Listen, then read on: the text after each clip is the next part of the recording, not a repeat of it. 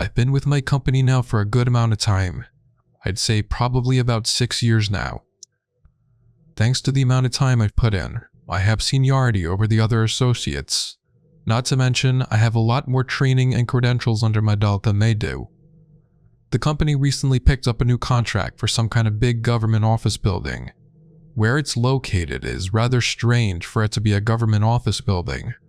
I won't get into exact locations, but to give you an idea of what the area it's located in looks like, and what makes it so strange, is that it's located in damn near the middle of nowhere. It's a giant 6-story building surrounded by a giant parking lot. The parking lot is surrounded by a metal fence that's about 10 feet tall. On the top of the fence is barbed wire. There's only one way in and one way out in front of the building at the opening of the parking lot that meets the side road that it's located off of. The side road is about 3 miles away from the main road, which leads to the highway. The fence is completely surrounded by woods. There are literally no buildings, houses, or any other signs of civilization for miles around. Due to my seniority, I get to work whatever shifts and days I want. Typically, I choose to work mornings or evenings, and have weekends or Fridays and Saturdays off. But unfortunately, after a few months of us being at this new contract, we started having trouble keeping the overnight people. During the day, there's usually about 3 guards working all 7 days of the week. On the overnight shift during the weekdays, there's 2 guards, and on the overnight shift during the weekends, starting Friday to Sunday, there was only 1 guard. I should mention before I go any further that every guard is armed on every shift. As I said, we're having trouble keeping people on the overnight shift, mainly on the weekend overnight shift. Because of this, my supervisor asked me if I could help out until they could hire more people and work some overtime on the weekend overnight shifts. I could have, and in hindsight should have said no thanks, but at the time I actually needed the extra money because I was getting ready to move to a new apartment soon. So I went ahead and accepted the extra shifts. The first couple of weeks were fine. No issues, nothing strange. But what happened on the 3rd weekend is what made me regret my decision for the overtime. It was a Saturday night around 2 a.m. There was a very bad thunderstorm going on outside. I was sitting in the camera control room, which is on the top floor. The control room has a window that oversees the back part of the parking lot. In the room, there's 3 large-sized computer screens that show the CCTV live feeds from all the cameras located throughout the building, as well as a few cameras that are outside in the parking lot and by the entrance/exit of the parking lot. I was sitting in the control room doing what I normally was doing while working overnight by myself. I had the lights off watching movies I'd previously downloaded on my phone, while also playing games on my Game Boy. I'd been sitting down for a while and got up to stretch my legs and move around a bit. I was also starting to feel a little sleepy and was thinking about going down the hall to the vending machine and grabbing an energy drink. After I got up and walked around the control room for a bit, stretching my legs, I went over to the window, peeked through the blinds to look outside. As I was watching, I was looking at all the heavy wind and rain blowing the random debris around. I was just about to walk away from the window to grab that energy drink, when all of a sudden, a flash of lightning lit up the surrounding area past the fence, and just then, I saw a figure dart from one tree to another that was a good distance from it, I'd say about 20 feet. I kept my position looking in that direction through the blinds, waiting for another flash of lightning to see if I could see exactly what it was, or if my eyes were playing tricks on me. After a couple of seconds went by, another flash struck. This time, I didn't see anything near or around the tree that I saw the figure move to. At that point, I thought clearly my eyes were playing tricks on me and that it was just me being tired. I left from the window and went down the hall and got the energy drink. I immediately downed the whole thing, hoping that it would kick in soon. I was finished with it by the time it took me to walk back to the control room, which wasn't long, only about 5 minutes. I got back to the control room, and I immediately noticed that one of the camera feeds had been knocked out on one of the screens. It was the camera feed to the back part of the parking lot that the window overlooked. I went over to the window and looked out the blinds in the direction of the camera. I spotted it dangling in the wind from its wires from the post that it was on. I figured the heavy winds must have knocked it off somehow. I sat back at my desk and put in my report for the night, and then went back to what I was originally doing. A few minutes had passed while I was watching a movie on my phone, and I heard the alert sound the system gives when someone is accessing a part of the building that requires a code to be entered on a keypad. I looked at the main screen and pulled up the tab that shows the access points of the building. It showed me the one being accessed was the one in the back of the building by the back parking lot. At that point, a shiver ran down my spine as I realized someone was outside. From the shadow figure to the camera being knocked out, and now to this, the keypad being accessed. Whoever it was had the code because they got in, and the system showed me the green light. I thought to myself, it couldn't be another worker or security guard. If it was a worker, we would have the memo telling us who it was and what times they would be here, as well as what part of the building they would be in. I knew it wasn't a security guard because I would have known about that too. I picked up the phone that was on my desk in an attempt to call the cops, but it was out. I looked at my phone, and of course, no service. I figured the best thing to do would be to try to walk around the hallway and try to get service on my phone. I left out of the control room and into the hallway. I started walking down the hallway toward the service stairwell while looking at my phone, hoping to get a signal soon. Just then, as I was looking down at my phone, the power was shut off. I immediately decided, since I was so close to the stairs, that I was going to run down the stairs to the front lobby and run out the door to my truck. I got to the stairwell and opened it up. It was damn near pitch black in there. I decided to use the darkness to my advantage and walk quietly down the steps. I figured if this person cut the power, they had to be in the generator room, which was in the basement. Unfortunately, the basement was the only flight of steps below the lobby where I was headed. Also, the generator was not too far away from the stairwell that I was in. I made it down to the 4th floor, and suddenly I heard a door open at the bottom of the stairwell. I stopped dead in my tracks. At this point, I knew I was armed, but I was thinking to myself, even though I went through training, I don't think I was ready to shoot anyone. I was hoping and praying that it wouldn't come to that. As I was standing there, immersed in my thoughts about my training with my firearm, I started hearing heavy footsteps walking up the stairs. I wasted no time in coming up with a new plan. I was going to turn around and walk as quickly and quietly back up the steps as possible to the 6th floor where I came from. At the top of the steps, a few feet past the door still in the stairwell, there's a ladder that leads up to the hatch that leads to the roof of the building. I was going to climb up the ladder to the top just before you have to open the hatch to go any further and just hide in there in the pitch black darkness until whatever happens next. I turned around. Just as I did, my gun banged against the metal to the stairwell railing, making a loud clang sound. As that happened, I froze, and so did the heavy footsteps. A few seconds had gone by, and then I heard whoever it was running as fast as they could up the steps. I sprang as fast as I could, running up the steps as if my life depended on it. As I got to the top of the steps, just before I was about to pass the door I had come from, I had an idea to create a diversion on the fly. I quickly opened up the door hard and loud, then let go of the handle and let it close and slam on its own. I continued to run to the ladder and climb up it. By doing that, I would make it appear that I had run out the door.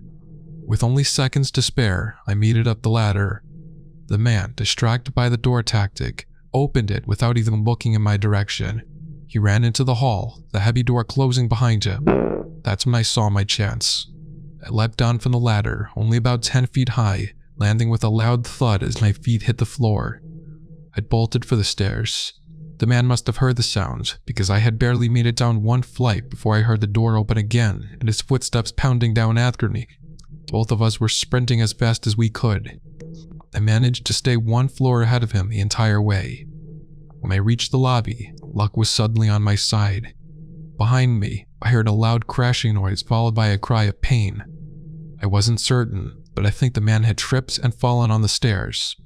I wasn't about to wait around to confirm. I burst through the door, ran straight for the entrance, and used my key to unlock it. Fortunately, I always parked my truck close by. With the wind howling and the rain pouring down, I hit the fob to start the engine and unlocked the doors as I sprinted across the lot. I jumped into the truck, threw it in reverse, and just then caught sight of him. Dressed all in black, his face covered by a mask and hood, bursting out of the building and charging toward my car. I slammed the gear into drive and floored it, tires screeching as I tore out of the lot and onto the side road. It wasn't until I was nearly at the main road that I got a signal on my phone. I immediately called the police. They arrived about 15 minutes later, and I followed them back to the building.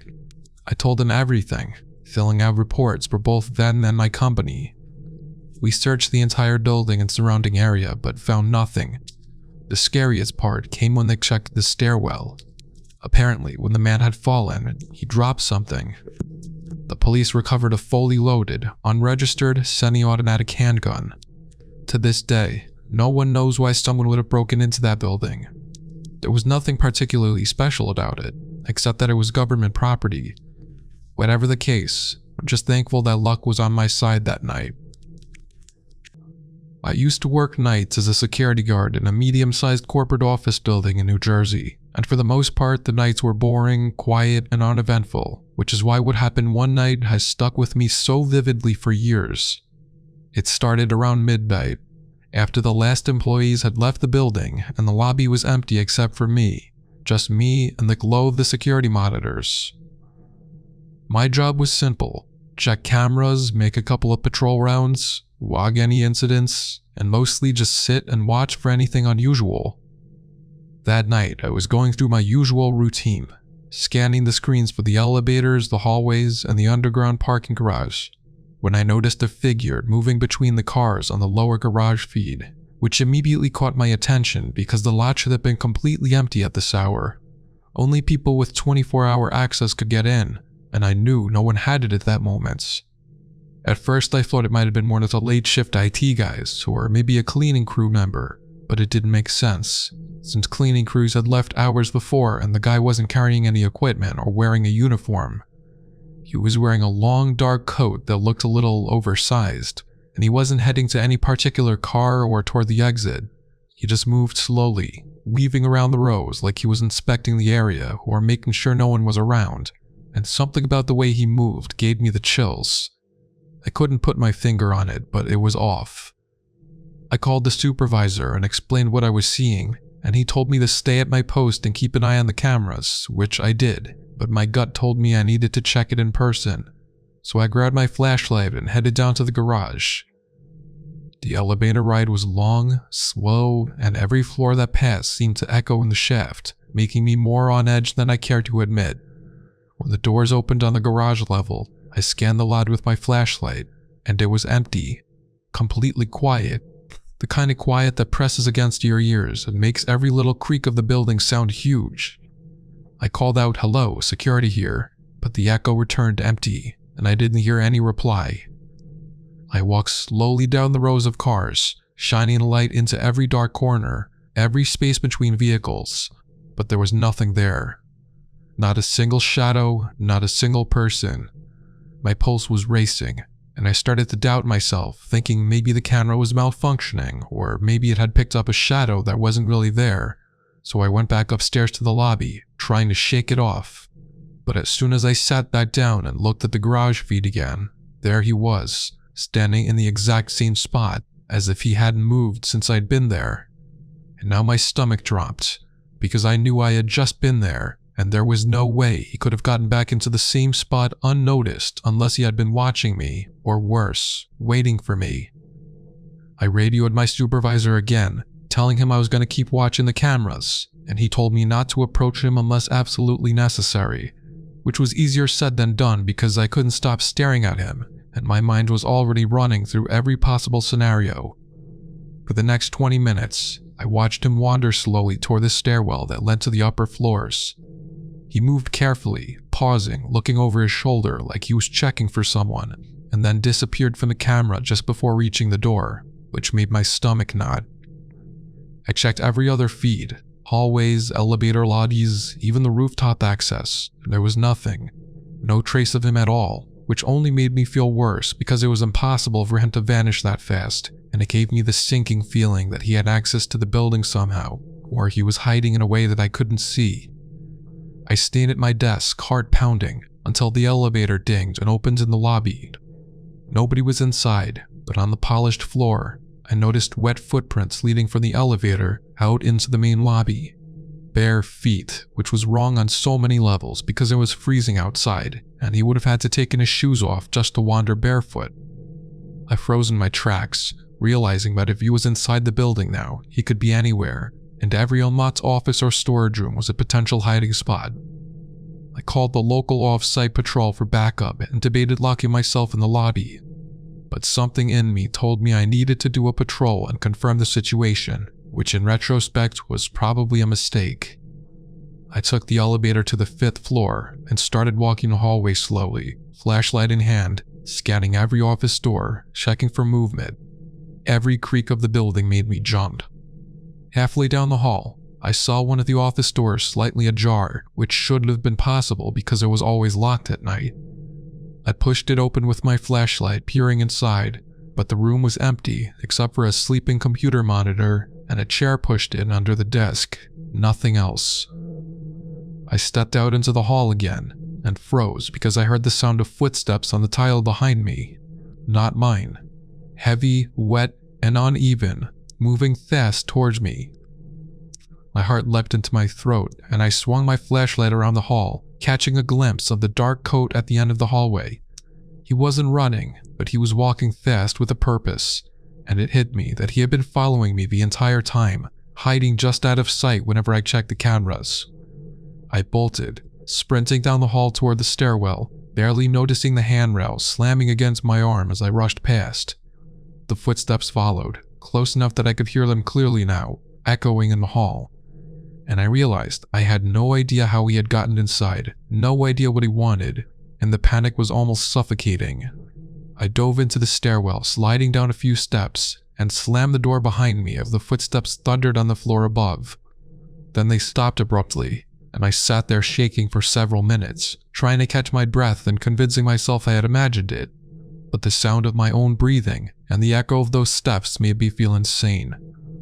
When the patrol finally arrived, I was pale, sweaty, and trembling.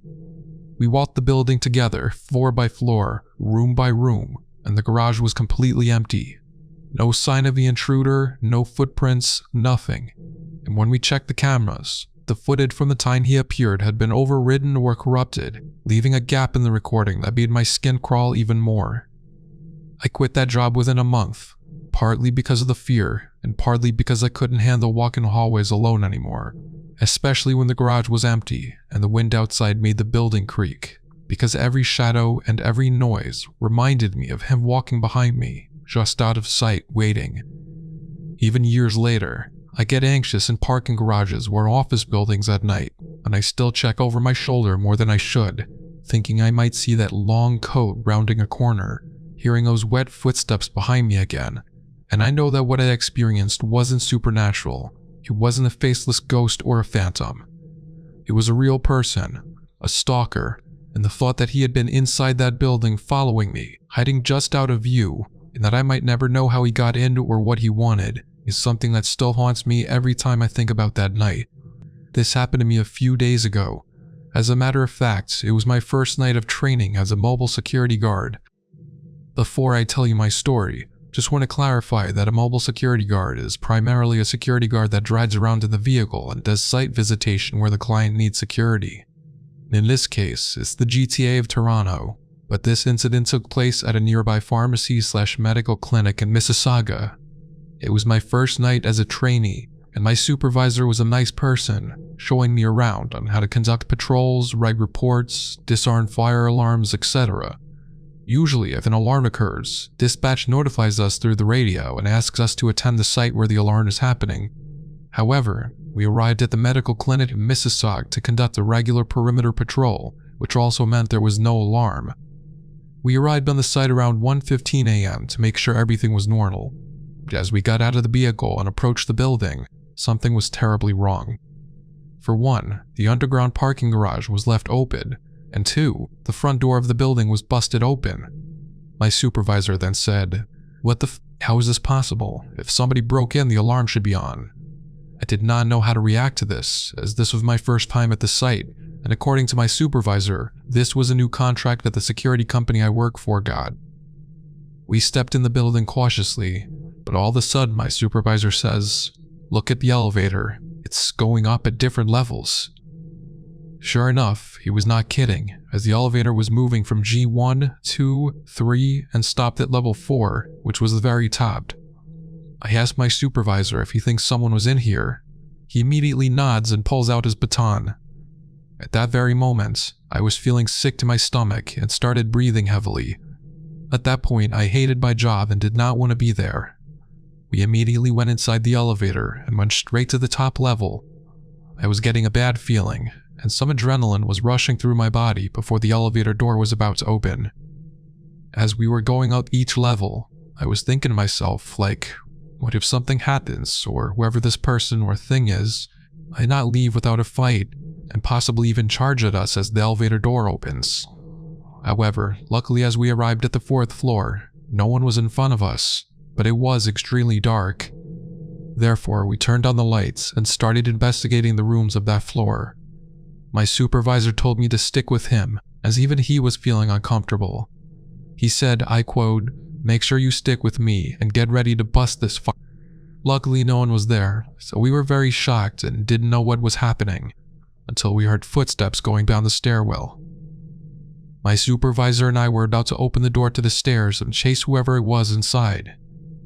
However, just then, the footsteps stopped and it was very quiet. We can only hear each other's breathing. What my supervisor said next to dispatch is something I will never forget and still is rattling around in my head. A4, call C25, go ahead. Dispatch, we need immediate backup. Please be advised someone's in the building with us and they're hiding downstairs, possibly armed and waiting for us to come towards them so he or they can ambush us. Dispatch then tells us to stay where we are and not approach the suspect or whoever it was downstairs, as backup will be arriving shortly. At that point, my supervisor started panicking and it just made the situation even worse. I mean, he should be the one to lead and not feel worried. But then again, I don't blame him, as this experience was overwhelming and horrifying for me. Now, my supervisor is only a couple of years older than me, so I preferably call him bro instead of sir or whatever. Bro, just don't worry. I'm sure backup will be arriving shortly, I told him. You might be wondering why we could not hit the exit and run for it. Well, you see, the suspect is on the ground floor, which means he could be anywhere. So with the elevator making noises, he or she could be alarmed and immediately stand in front of the elevator blocking our way. The suspect could approach us by coming upstairs, but I guess that he or they figured we could attack him by surprise. So maybe that's why he was quietly waiting at the corner for us downstairs. 15 minutes later, we heard the door open. It was our senior supervisor, and his voice echoed out, "Security." My supervisor radioed him and said, "Sir, we're upstairs. Be careful, there's someone downstairs." A few minutes later, the senior supervisor met us upstairs and told us to come investigate with him. Therefore, we did. But we looked everywhere downstairs and then each floor and found no one. As we were at the 3rd floor scanning each room and bathroom to see if the person was there, we heard the front door open and heard footsteps running outside. We were not fast enough to see who it was, because by the time we got to the ground floor, the suspect was gone. Both my supervisor and I were in shock because we looked everywhere, did not find anyone. Either that person was in a very good hiding spot or that medical clinic center was haunted. I don't think I'll ever know. But this was by far the most horrific experience of my life, and coming this weekend, I'll be there again for site visitation, but this time alone, as I'll be trained by then.